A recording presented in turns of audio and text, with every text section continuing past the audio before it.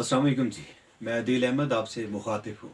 ISSB के हवाले से जो हमारी सीरीज़ चल रही है, इस सिलसिले की आज हमारी तीसरी वीडियो है।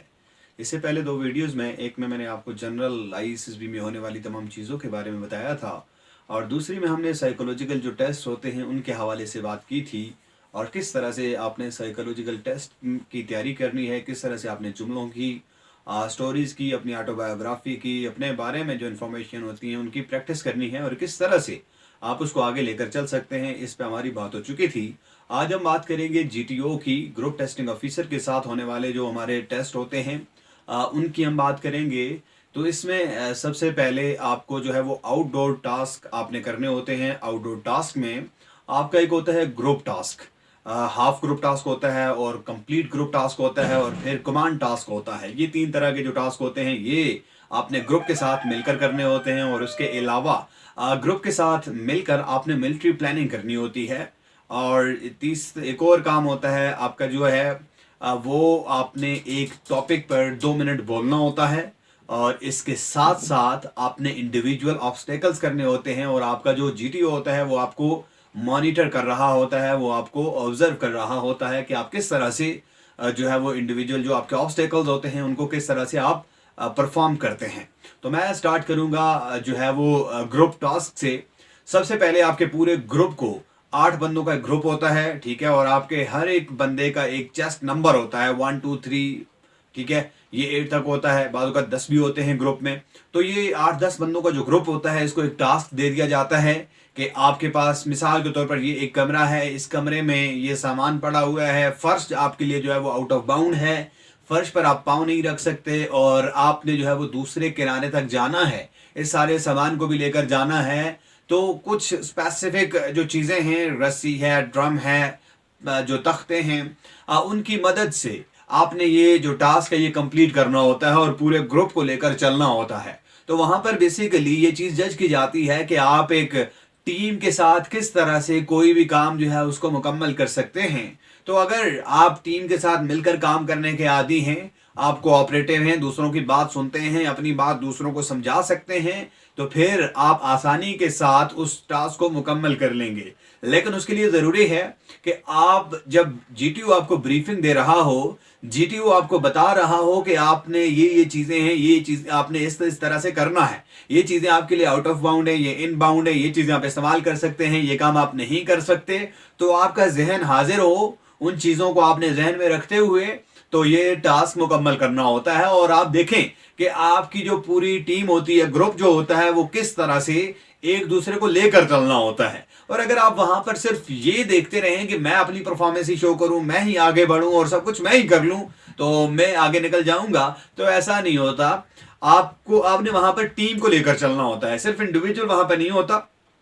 तो आपने ये करना है कि आप पूरी टीम को लेकर चलेंगे, आप बाकियों को भी गाइड करेंगे। अगर आपको कोई चीज़ सही समझ आ गई है तो आप बाकियों को भी बताएं कि ऐसे चलें, और अगर कोई बंदा गलत करता है तो उसको भी बताएं कि ये काम करने से हमारा जो टास्क है वो कंप्लीट नहीं हो सकता। तो आप उससे पहले मुख्तलिफ जो टास्क होते हैं उनकी थोड़ी सी प्रैक्टिस कर लें, उनके बारे में थोड़ी नो हाउ पैदा कर लें, ताकि आप जब वहां पर फील्ड में जाएं तो आपको उस टास्क के बारे में आइडिया हो, आप पहली बार उसको ना देखें। और दूसरी बात, जब आपके पास हाफ ग्रुप टास्क होता है और कमांड टास्क होता है, आपको कमांडर बना दिया जाता है, आप लीड करते हैं, तो फिर एज अ लीडर आपका ये काम बनता है कि आप उनको साथ लेकर चलें। आप एक पूरी प्लानिंग बनाएं कि आपके पास ये टास्क आ गया है, इस टास्क को आपने किस तरह से कंप्लीट करना है। तो आप एक प्लानिंग करें कि ये चीज़ें हमारे लिए अलाउड हैं, ये नहीं अलाउड, और ये सामान है, और ये वाली अगर हम प्लानिंग को फॉलो करेंगे तो फिर हम चलेंगे, और ये 4 बंदे हैं, उन चारों बंदों को मैं किस तरह से आगे लेकर चलूं। तो फिर आपने एक एज अ लीडर, आपने एक कमांडर के तौर पर सामने आना है, ठीक है, कमांड करनी है, पता चले कि आपके अंदर जो है वो क़यादत करने की सलाहियत है। तो चीज़ों के बारे में जब आपको पहले से आइडिया होगा तो देन आप कमांड भी कर सकेंगे, टास्क भी आसानी के साथ कंप्लीट कर सकेंगे। उसके बाद आपका होता है जो है वो इंडिविजुअल जो आपके ऑब्स्टेकल्स होते हैं उनकी मैं बात कर लेता हूं। आपके पास मुख्तलिफ जो है वो इंडिविजुअल ऑब्स्टेकल्स में है। सबसे पहले अगर आप के पास आता है रोप क्लाइंबिंग। रोप क्लाइंबिंग के 11 नंबर होते हैं आई थिंक, और रोप क्लाइंबिंग में ये होता है कि एक बड़ा आपके पास पोल है, उस पोल के साथ एक रस्सी होती है, उस रस्सी के साथ आप जो है वो क्लाइंब करके ऊपर पहुंचते हैं और पोल को क्रॉस करके दूसरी तरफ से आप नीचे आते हैं।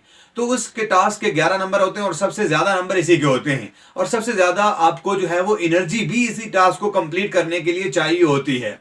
तो मेरा मशवरा ये है कि जब आप उस एरिया के अंदर दाखिल होते हैं, फील्ड के अंदर दाखिल होते हैं, तो सबसे पहले आप रोप क्लाइंबिंग वाला टास्क कंप्लीट करने की कोशिश करें, क्योंकि आप ताज़ा दम होते हैं, आपके पास एनर्जी ज़्यादा होती है, तो ये ज़्यादा चांसेस होते हैं कि आप रोप क्लाइंबिंग वाला काम कर सकेंगे। अगर आप बाकी टास्क पहले करेंगे तो आपकी एनर्जी वहां पर लग जाएगी, तो ये वाला टास्क कंप्लीट करना आपके लिए मुश्किल होगा। एक तो हो गया आपका रोप क्लाइंबिंग। फिर होता है मंकी ब्रिज। मंकी ब्रिज ये होता है कि आप एक सीढ़ी से ऊपर चढ़ के जाते हैं, वहां पर 2 रस्से लगे होते हैं, एक रस्से से आप चलते हैं, एक रस्से से आप सहारा लेते हैं और दूसरी तरफ जाकर नीचे उतर जाते हैं।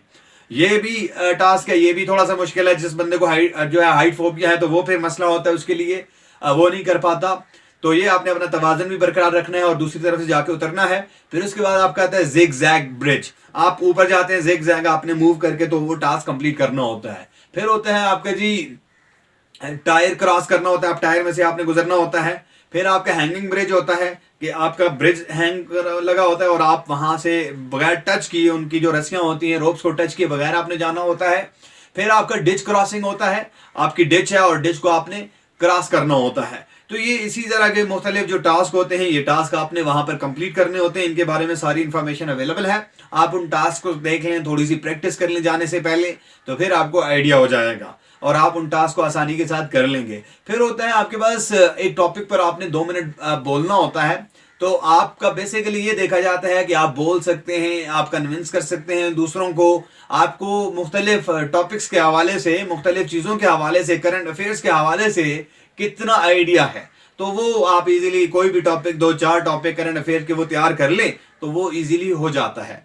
उसके बाद आपका जो होता है टास्क जो होता है वो आपका मिलिट्री प्लानिंग होता है कि आपके सामने एक टेबल पर एक नक्शा बना हुआ है और उस नक्शे के मुताबिक आपको एक टास्क दे दिया जाता है कि आप 4 बंदे हैं और 4 बंदों ने एक जो है वो प्लानिंग करनी है कि एक टास्क को एग्जीक्यूट करने के लिए आपने एक प्लानिंग करनी है कि आपके पास मिसाल के तौर पर कोई टूरिस्ट आ गए और वो टूरिस्ट फंस गए, तो उन टूरिस्ट को वहां से निकालने के लिए आपने ऑपरेशन करना है। तो ऑपरेशन में ये चीजें हैं, तो आप किस तरह से वो ऑपरेशन करेंगे।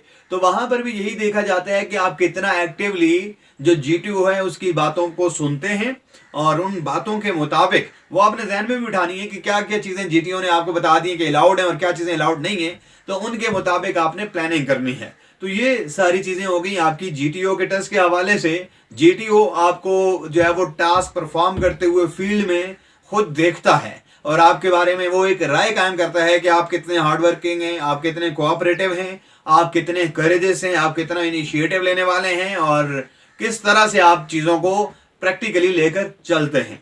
तो जब ये सारी चीज़ें आपको आइडिया होगा, आपको पता होगा, तो फिर आप आसानी के साथ इन टास्क को भी कंप्लीट कर सकते हैं और इस टेस्ट में भी आप कामयाबी हासिल कर सकते हैं।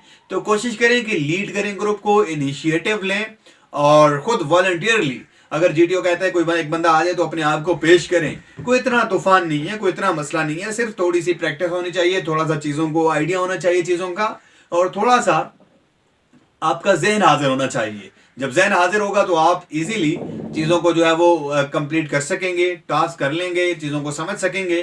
तो wish you all good luck. Next video में इंशाल्लाह आपके लिए लेकर आऊँगा, उसमें इंटरव्यू के हवाले से मैं आपके साथ चीज़ें शेयर करूँगा कि आप इंटरव्यू में किस तरह से कामयाबी हासिल कर सकते हैं। Thank you very much.